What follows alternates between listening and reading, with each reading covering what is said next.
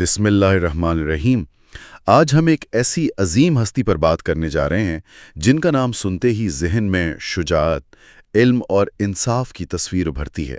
حضرت علی بن ابی طالب، جنہیں ہم سب احتراماً کرم اللہ وجہہ کہتے ہیں۔ جی بالکل۔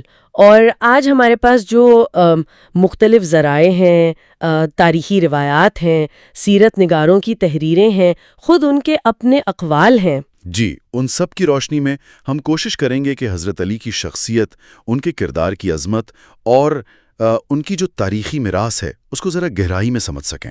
مقصد صرف واقعات سنانا نہیں، بلکہ ان کے پیچھے جو معنی ہیں، جو اسباق ہیں، ان تک پہنچنا ہے، جیسا کہ ان تحریروں میں ہمیں ملتا ہے۔ اور شروع ہی میں یہ لقب کرم اللہ وجہہ، یعنی اللہ نے ان کے چہرے کو عزت بخشی۔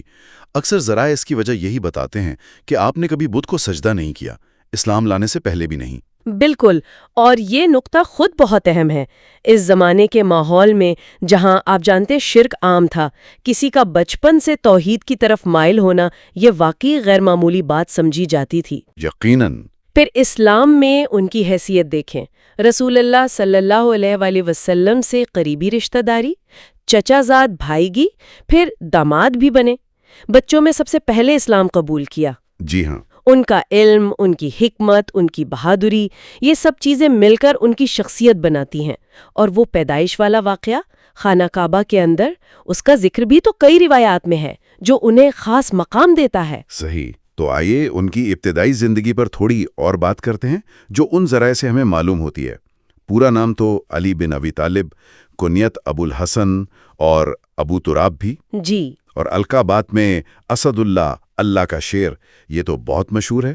حیدر کرار بھی کہا جاتا ہے۔ درست۔ پیدائش مکہ میں تقریباً 600 عیسوی، اور جیسا آپ نے کہا خانہ کعبہ کے اندر، یہ واقعی ایک منفرد اعزاز ہے جو شاید کسی اور کو نہیں۔ جی ہاں، اور بچپن سے ہی نبی اکرم صلی اللہ علیہ وآلہ وسلم کی تربیت میں رہے، مطلب نبی پاک صلی اللہ علیہ وآلہ وسلم نے خود ان کی پرورش میں حصہ لیا، تو وہ جو براہ راست نبوی تربیت ملی، اس کا اثر تو گہرا ہونا ہی تھا۔ بالکل، یہ قربت یقیناً ان کی شخصیت پر بہت اثر انداز ہوئی ہوگی۔ اور ان کا اسلام قبول کرنا، وہ بھی اتنی کم عمری میں۔ مورخین اس کو بہت اہمیت دیتے ہیں۔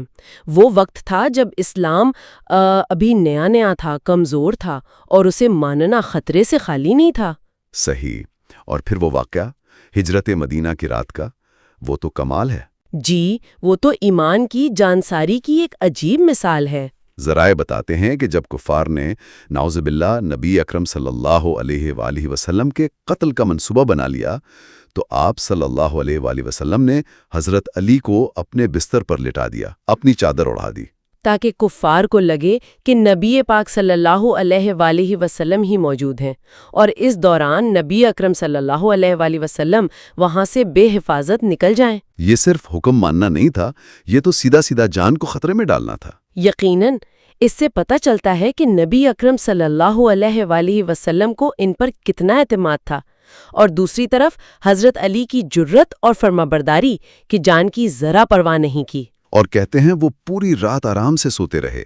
صبح جب قریش والے آئے تو انہیں دیکھ کر حیران رہ گئے۔ جی، اور پھر انہوں نے وہ امانتیں جو لوگوں نے نبی صلی اللہ علیہ وسلم کے پاس رکھوائی تھیں، وہ بھی واپس کیں پہلے، پھر خود مدینہ ہجرت کی۔ اچھا۔ مدینہ پہنچ کر پھر ان کا نکاح ہوا نبی اکرم صلی اللہ علیہ وسلم کی سب سے پیاری بیٹی حضرت فاطمہ زہرا سے۔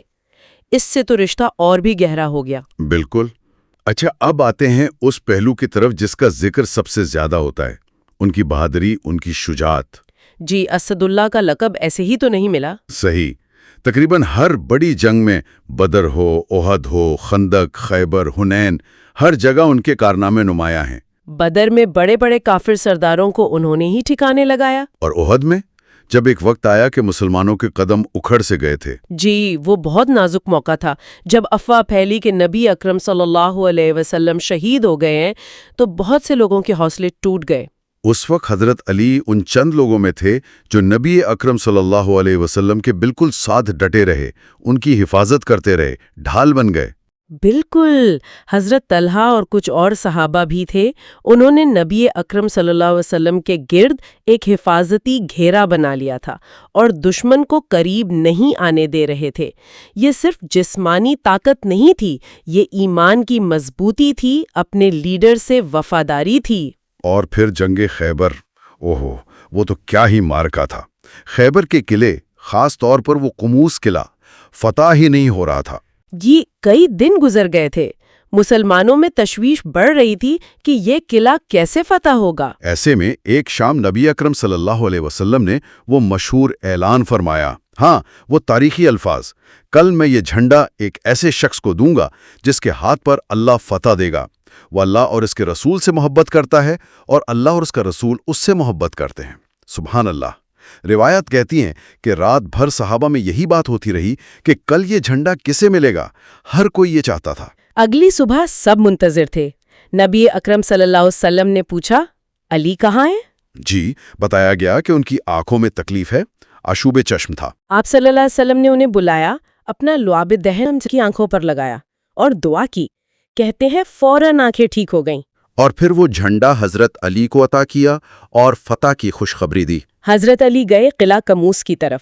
وہاں ان کا سامنا ہوا مرحب سے، جو یہودیوں کا سب سے بڑا پہلوان اور جنگجو مانا جاتا تھا۔ اس مقابلے کا ذکر بھی بڑا دلچسپ ملتا ہے۔ دونوں طرف سے وار ہوئے اور آخر میں حضرت علی نے ایک ہی زوردار وار میں مرحب کو ختم کر دیا۔ مرحب کا مارا جانا ایک طرح سے جنگ کا فیصلہ کر گیا۔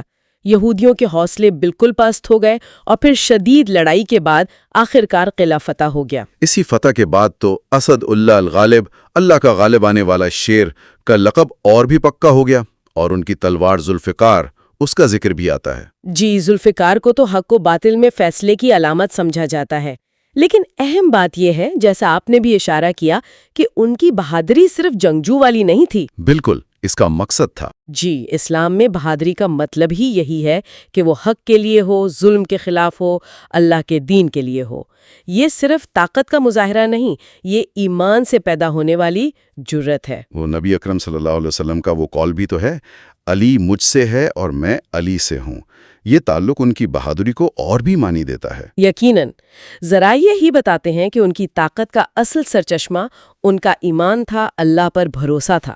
اچھا جی، شجاعت کے ساتھ ساتھ دوسرا بڑا پہلو ہے علم و حکمت کا۔ جی، یہ بھی ان کی شخصیت کا ایک نہایت اہم ستون ہے۔ سب سے پہلے تو وہی حدیث ذہن میں آتی ہے، انا مدینۃ العلم و علی بابوہا، میں علم کا شہر ہوں اور علی اس کا دروازہ ہیں۔ بالکل، اگرچہ محدثین میں اس کی سند پر کچھ بات ہوئی ہے، لیکن اس کے معنی پر تقریباً سبھی متفق ہیں کہ حضرت علی کو علم نبوی سے ایک خاص لگاؤ اور گہری سمجھ عطا ہوئی تھی۔ وہ قرآن کی تفسیر ہو، فقہ کے مسائل ہوں، حکمت کی باتیں ہوں، ہر چیز میں ان کی رائے بہت اہم سمجھی جاتی تھی۔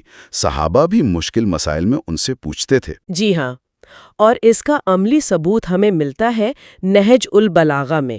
ان کے خطبے، ان کے فیصلے، ان کے خطوط، دعائیں، یہ سب اس میں جمع ہیں۔ اگرچہ یہ بعد میں جمع ہوئی، لیکن اس کی علمی اور ادبی حیثیت کو تو سب مانتے ہیں، شیعہ بھی، سنی بھی۔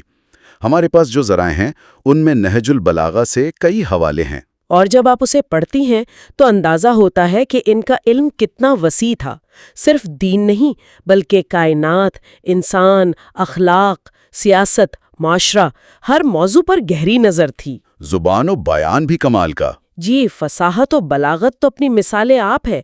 کچھ مثالیں دیکھیں۔ ایک قول بہت مشہور ہے، انسان اپنی زبان کے نیچے چھپا ہوتا ہے۔ کتنی سادہ سی بات ہے مگر کتنی گہری۔ بالکل، مطلب انسان کی پہچان اس کی باتوں سے ہے۔ اور یہ والا قول دیکھیں، علم مال سے بہتر ہے، علم تمہاری حفاظت کرتا ہے جبکہ تمہیں مال کی حفاظت کرنی پڑتی ہے۔ سبحان اللہ، علم خرچ کرنے سے بڑھتا ہے جبکہ مال خرچ کرنے سے گھٹتا ہے۔ یہ علم کی اہمیت کتنی خوبصورتی سے واضح کی ہے۔ اور ایک اور معاشرتی حوالے سے، لوگوں سے ایسے ملو کہ اگر مر جاؤ تو وہ تم پر روئیں اور زندہ رہو تو تمہارے پاس آنے کو ترسیں۔ کیا بات ہے! یہ تو بہترین زندگی گزارنے کا اصول ہے۔ حکمرانی پر بھی ان کے اقوال ہیں، جیسے جس نے انصاف کیا اس نے مضبوطی حاصل کی۔ جی، اور یہ بھی اللہ کا ڈر گناہوں سے بچاتا ہے۔ غرض یہ کہ ان کی حکمت زندگی کے ہر پہلو کو شامل کرتی ہے۔ اور اہم بات یہ کہ اسلام میں علم اور عمل ساتھ ساتھ چلتے ہیں۔ حضرت علی علیہ السلام کی زندگی اس کی مثال ہے۔ وہ صرف کہتے نہیں تھے، کر کے بھی دکھاتے تھے۔ بالکل، ان کی بہادری میں حکمت تھی اور حکمت میں عملی پہلو تھا۔ یہ صرف کتابی باتیں نہیں تھیں، یہ زندگی کا تجربہ اور گہری سمجھ تھی۔ صحیح۔ نہج البلاغہ آج بھی اتنی صدیاں گزرنے کے بعد بھی لوگوں کے لیے مشعل راہ ہے۔ جی بالکل۔ اچھا، اب آتے ہیں ان کی زندگی کے آخری اور شاید سب سے مشکل دور کی طرف، ان کی خلافت کا زمانہ۔ حضرت عثمان غنی رضی اللہ تعالی عنہ کی شہادت کے بعد حالات بہت خراب تھے۔ جی، بہت ہی پراشوب، بہت ہی انتشار کا وقت تھا۔ مسلمانوں نے انہیں چوتھا خلیفہ تو منتخب کر لیا 35 ہجری میں، لیکن چیلنجز شروع دن سے ہی بہت بڑے تھے۔ حضرت عثمان رضی اللہ تعالیٰ عنہ کے قاتلوں کی سزا کا معاملہ اور اس پر جو اختلافات ہوئے، اس نے امت میں ایک تقسیم پیدا کر دی، جس کے نتیجے میں پھر وہ افسوسناک جنگیں ہوئیں، جنگ جمل، جنگ صفین، جن میں مسلمان ہی آپس میں لڑے۔ یہ تاریخ کا ایک بہت ہی دردناک باب ہے۔ ان شدید مشکلات کے باوجود ذرائع اس بات پر متفق نظر آتے ہیں کہ حضرت علی رضی اللہ تعالی عنہ نے اپنے دور خلافت میں انصاف، برابری اور قانون کی بالادستی قائم رکھنے کی پوری کوشش کی۔ جی، انہوں نے بیت المال کی تقسیم میں سختی سے برابری کا اصول اپنایا، اپنے گورنروں اور افسروں کا کڑا احتساب کیا، انتظامیہ کو بہتر بنانے کی کوشش کی۔ یہ بات ان کی عظمت کو اور بڑھا دیتی ہے کہ اتنے مشکل حالات میں بھی اصولوں پر قائم رہے۔ یقیناً انصاف پر سمجھوتا نہیں کیا۔ ان کا وہ مشہور قول بھی تو اسی طرف اشارہ کرتا ہے، حکومت کفر کے ساتھ چل سکتی ہے، ظلم کے ساتھ نہیں۔ یعنی ریاست کی بنیاد انصاف ہے، چاہے حکمران کوئی بھی ہو۔ یہ تو بہت بڑا اصول ہے۔ جی بالکل، ان کے دور کے چیلنجز ایسے تھے کہ کوئی بھی ہوتا تو شاید ہمت ہار جاتا، سیاسی مخالفت، فوجی بغاوتیں، امت میں پھوٹ، لیکن وہ آخری وقت تک کوشش کرتے رہے کہ صلح ہو جائے، معاملہ ٹھیک ہو جائے۔ اور جب جنگ ہوئی بھی، تب بھی انہوں نے اسلامی اصولوں کا خیال رکھا۔ بالکل، ان کا دور خلافت بھلے مختصر اور ہنگامہ خیز رہا ہو، لیکن ان کی انصاف پسندی کی مثالیں آج بھی دی جاتی ہیں۔ اور اسی مشکل دور کا انجام ہوا ان کی شہادت پر۔ یہ بھی اسلامی تاریخ کا ایک بہت بڑا سانحہ ہے۔ جی، انتہائی المناک۔ 19 رمضان 40 ہجری، کوفہ کی مسجد میں فجر کی نماز کے دوران حالت سجدہ میں تھے جب خارجی گروہ کے ایک آدمی عبد الرحمن ابن ملجم نے زہر میں بھیگی تلوار سے حملہ کیا۔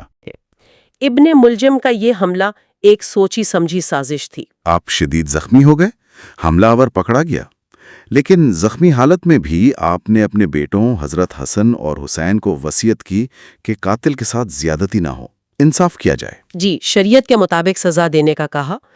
2 دن آپ شدید تکلیف میں رہے اور پھر 21 رمضان کو شہادت پا گئے۔ روایت میں آتا ہے کہ جب تلوار لگی تو آپ کی زبان پر یہ الفاظ تھے، فزت ورب الکعبہ، کعبہ کے رب کی قسم میں کامیاب ہو گیا۔ یہ الفاظ بہت گہرے ہیں۔ اس کا کیا مطلب سمجھا جائے؟ بظاہر تو یہ ایک المناک موت تھی، لیکن وہ اسے کامیابی کہہ رہے ہیں۔ غور کریں تو ان کے نظر میں اصل کامیابی دنیا کی حکومت یا لمبی زندگی نہیں تھی، اصل کامیابی تھی اللہ کی رضا حاصل کرنا، شہادت کا رتبہ پانا۔ اچھا، یہ الفاظ ان کے ایمان کی پختگی، آخرت پر یقین اور دنیا کی حقیقت کو سمجھنے کی علامت ہے۔ وہ ساری زندگی حق کے لیے لڑتے رہے اور آخر میں اسی راہ میں جان دے دی۔ تو ان کے لیے یہ منزل تھی، ایک بڑی کامیابی۔ بے شک، ان کی شہادت سے پورے عالم اسلام میں غم کی لہر دوڑ گئی۔ آپ کو نجف میں دفن کیا گیا، جو آج بھی ایک بہت بڑا مرکز ہے۔ جی، علم کا بھی، روحانیت کا بھی۔ ان کی شہادت سے ایک باب تو بند ہوا، لیکن ان کی میراث آج بھی زندہ ہے۔ ان کی زندگی، جیسا ہم نے دیکھا، بہادری اور علم، طاقت اور رحم، قیادت اور تقوی کا ایک نادر امتزاج تھی۔ تو خلاصہ یہ ہے کہ حضرت علی کرم اللہ وجہ کی زندگی، جو ہم نے ان ذرائع کی روشنی میں دیکھی، ہمیں بہت کچھ سکھاتی ہے۔ بچپن سے توحید پر قائم رہنا، اسلام کے لیے جان خطرے میں ڈالنا، میدان جنگ میں شیر کی طرح لڑنا، علم و حکمت کا سمندر ہونا، مشکل ترین وقت میں بھی انصاف کا دامن نہ چھوڑنا، اور آخر میں حق پر جان دے دینا۔ واقعی ایک ہمہ جہت شخصیت، ہر پہلو میں رہنمائی ہے۔ وہ قول بھی تو ہے کہ جو علی سے محبت رکھتا ہے وہ حق سے محبت رکھتا ہے۔ صحیح۔ تو آخر میں ایک سوال شاید چھوڑا جا سکتا ہے سوچنے کے لیے، ان کی زندگی سے جو اصول ملتے ہیں جیسے بہادری اور حکمت میں توازن کیسے ہو، جی، شدید اختلاف ہو، مخالفت ہو، تب بھی انصاف اور اصول پر کیسے قائم رہا جائے، علم کو عمل میں کیسے ڈھالا جائے، یہ سارے اصول جی یہ اصول آج کے ہمارے اس دور میں جہاں اتنے چیلنجز ہیں، اتنی تقسیم ہے، انفرادی طور پر بھی اجتماعی طور پر بھی، یہ اصول ہماری رہنمائی کیسے کر سکتے ہیں؟ یہ صرف تاریخ کا قصہ نہیں، یہ ہماری آج کی زندگی سے جڑا ہوا سوال ہے۔ بالکل درست، اس پر ضرور غور کرنا چاہیے۔